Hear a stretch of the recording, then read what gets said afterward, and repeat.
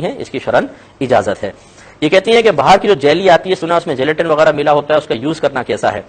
دیکھیں اگر اس پہ ڈبے پہ باقاعدہ لکھا ہے کہ اس میں جیلیٹن ڈالا گیا ہے تو بالکل آپ احتیاط کیجئے۔ ویسے تو جیلیٹن ہمیشہ ناجائز یا حرام نہیں ہوتا ہے، یہ مچھلی کی سکن سے بھی حاصل کیا جاتا ہے، یہ گائے کی سکن سے بھی حاصل ہوتا ہے، یعنی اس میں جواز کی صورت بھی ہوتی ہے، لیکن باہر والوں سے یہ احتیاطیں بہت زیادہ مطلب میں نہیں سمجھتا ہوں کہ وہ احتیاط کریں گے، وہ تو کسی بھی چیز کی لے لیتے ہیں اس طرح کی چیزیں۔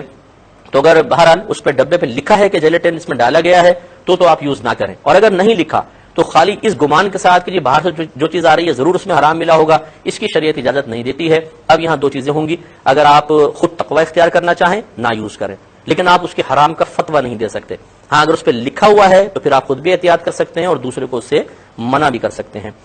یہ کہتے ہیں کیا زرعی زمین ٹھیکے پر دینا جائز ہے؟ جی ہاں بالکل جائز ہے، لیکن اس میں آپ کو سب کچھ اچھی طریقے سے طے کرنا ہوگا۔ یہ مثال کے طور پہ یہ زمین میں آپ کو 1 سال کے لیے دیتا ہوں، اور یوں نہ کریں کہ اس کی جتنی پیداوار ہوئی اس کا 10 من مجھے دے دینا، 20 من مجھے دے دینا، ایسا نہ کریں، بلکہ آپ یوں طے کریں کہ یہ آپ زمین لے لیں، یا تو زمین اجارے پر دے دیں کہ بھئی اس کا ہر مہینے جو ہے کرایہ میں اتنا لوں گا، یا پھر یوں کریں کہ اس کی جتنی بھی پیداوار ہوگی اسے بیچا جائے گا، اس کا 10%، 20%، 40%، 50% میرا، باقی آپ کا، اس طرح پرسنٹ میں طے کر کے آپ بالکل زمین ٹھیکے پر دے سکتے ہیں۔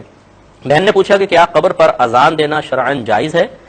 دیکھیے نبی کریم صلی اللہ علیہ وسلم سے ثابت تو نہیں ہے کہ باقاعدہ کوئی اذان دی گئی ہو، لیکن میرے آقا صلی اللہ علیہ وسلم سے ذکر الہی کرنا، قبر کے پاس ذکر الہی کرنا اور اس کے بعد یہ فرمانا کہ میرے ذکر کی برکت سے قبر کشادہ کر دی گئی ہے، یہ ثابت ہے۔ تو اگر وہاں پر کوئی اذان کو ذکر کی نیت سے دیتا ہے تو اس میں کوئی حرج نہیں ہے۔ جیسے بچے کے کان میں اذان دینا یہ ذکر کے طور پر ہوتی ہے تاکہ بچے کے کان میں اللہ سماعتوں سے اللہ تعالیٰ کا نام ٹکرائے تو برکت پیدا ہو، اسی طریقے سے برکت کے حصول کے لیے اگر کوئی قبر پہ کھڑے ہو کر اذان دیتا ہے تو کوئی حرج نہیں ہے۔ اسی طریقے سے تیز آندھی طوفان میں بھی فقہاء نے اذان دینے کی اجازت مرحمت فرمائی ہے۔ ایک مرتبہ حضرت علی رضی اللہ تعالیٰ عنہ کچھ غمگین سے بیٹھے تھے، نبی کریم صلی اللہ علیہ وسلم نے ارشاد فرمایا کہ ان کے کان میں اذان دو کیونکہ اذان غم کو دور کر دیتی ہے۔ ایک روایت میں رحمت کونین صلی اللہ علیہ وسلم نے فرمایا کہ جب اذان دی جاتی ہے تو جہاں تک اس کی آواز جاتی ہے شیطان دور بھاگ جاتا ہے، اس لیے فقہاء نے لکھا ہے کہ بہتر ہے کہ اذان دے دی جائے کہ مردہ غم میں بھی ہوتا ہے، پریشانی میں ہوتا ہے، شیطان بھی اس کو بہکانے کے لیے آ سکتا ہے، اذان دی جائے گی تو شیطان بھی بھاگ جائے گا، غم بھی دور ہوں گے